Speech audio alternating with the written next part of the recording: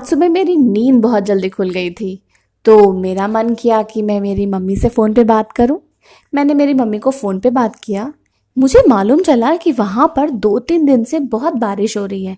और फिर अचानक मुझे फ़ोन पर एक मोर की आवाज़ सुनाई दी, जो कुछ ऐसे कर रहा था, पियो पियो, मतलब something like that, not exactly. मुझे इतनी आवाज़ अच्छी निकालनी नहीं आती, लेकिन जब असल में मोर बोलता है ना तो वो बहुत अच्छा लगता है। और जब मैंने वो आवाज़ सुनी ना तो मुझे मेरे बचपन की याद आ गई। जब वहाँ पे बारिश होती थी ना तो हम अपने घर में ना मोर को छिप कर डांस करते हुए देखते थे। और अगर मोर को पता चल जाता था ना कि हम उसको देख रहे हैं तो वो अपने पंख बंद करके वहाँ से भाग जाता था। पता नहीं मोर ऐसा क्यों करता है, जैसे ही उसको मालूम चलता है कोई उसे देख रहा है वो अपने पंख बंद करता है और वहाँ से भाग जाता है। खैर जो भी हो, लेकिन बहुत सुंदर लगता है ना। तुम्हें एक बात बताऊं, ये जो मोर इतना सुंदर प्यारा सा बर्ड है ना, वो इतना प्यारा बना कैसे, इसके पीछे मालूम है एक कहानी है। तो कहानी में क्या होता है, एक बार आसाम में एक जनजाति थी, उसका नाम था गारो। गारो का जो नेता था वो बहुत ही अच्छा था, सब लोग उसको बहुत मानते थे।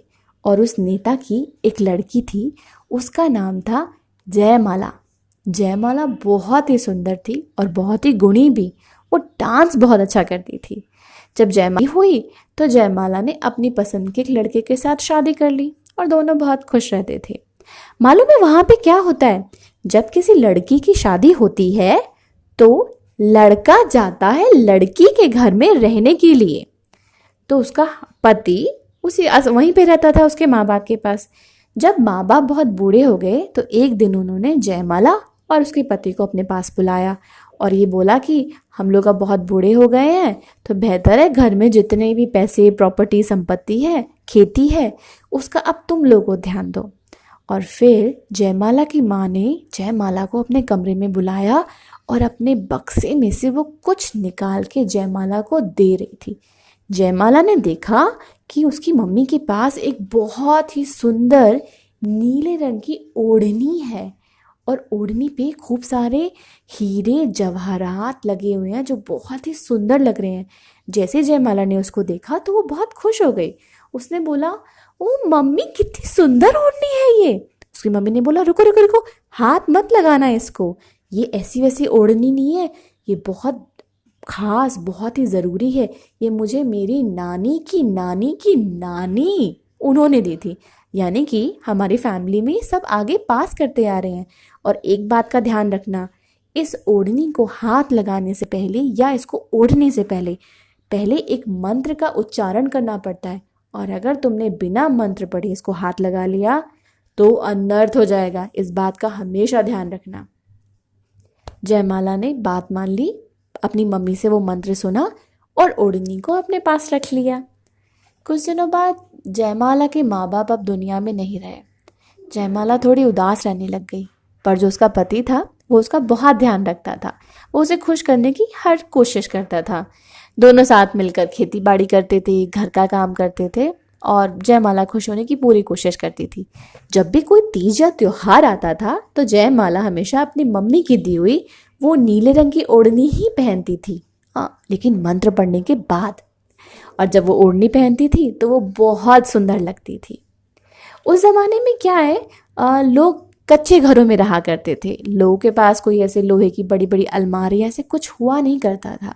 तो अगर बारिश का मौसम आया है तो बारिश के मौसम के बाद जब धूप निकलती थी तो सब लोग अपने सामान जिसमें सीलन आ चुकी है उसको बाहर धूप में सुखाते थे ताकि वो सही रहे। एक साल वहाँ पे बहुत बारिश हुई, इतनी बारिश हुई कि हर जगह पानी पानी हो गया और आसपास बहुत नमी थी। और कुछ दिनों बाद वहाँ पे फिर धूप निकली। जयमाला ने सोचा कि जब धूप निकली है तो क्यों ना मैं मेरी नीली वाली जो ओढ़नी है उसको धूप दिखा दूँ।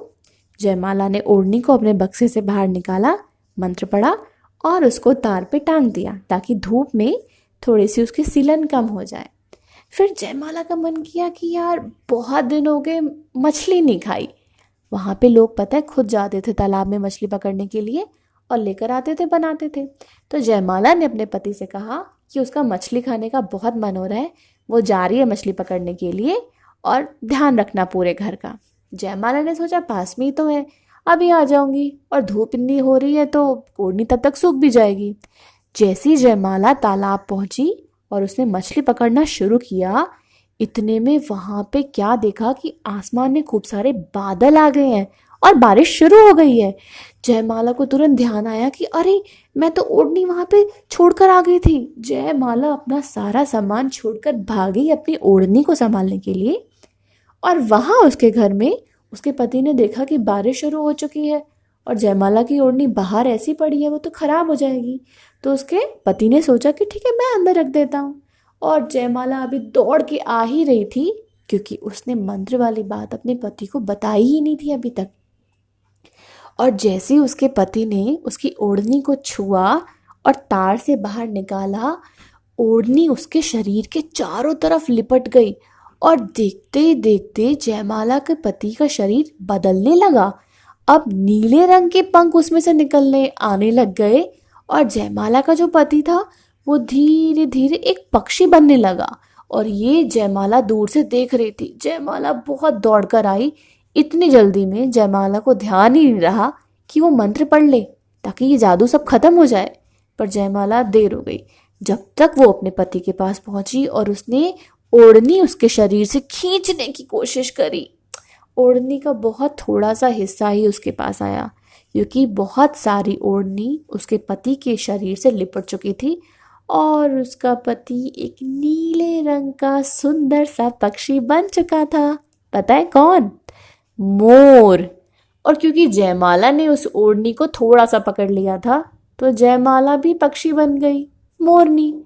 लेकिन क्या हुआ, क्योंकि ज्यादा हिस्सा जयमाला के पति के पास था ना, इसलिए वो तो सुंदर नीले पंखों वाला बन गया मोर, और जयमाला के पास बस थोड़ा सा हिस्सा आया था, इसलिए जयमाला को पंख बहुत कम मिले और उसके थोड़े थोड़े पंख ही आए, और वो बन गई मोरनी। है ना? तो इसका मतलब ये हुआ कि जो मोर है वो बहुत साधारण और सिंपल नहीं है। दरअसल वो जादू से बना हुआ एक पक्षी है। है ना? ये कहानी पता है मुझे आज मेरी मम्मी ने सुनाई। मुझे भी ये बात नहीं पता थी। जब मेरी मम्मी ने मुझे सुनाई तो मुझे लगा कुछ खास है। और अब मैं ये कहानी तुम लोगों को सुना रही हूँ। मुझे बताना तुम्हें कैसी लगी ये कहानी।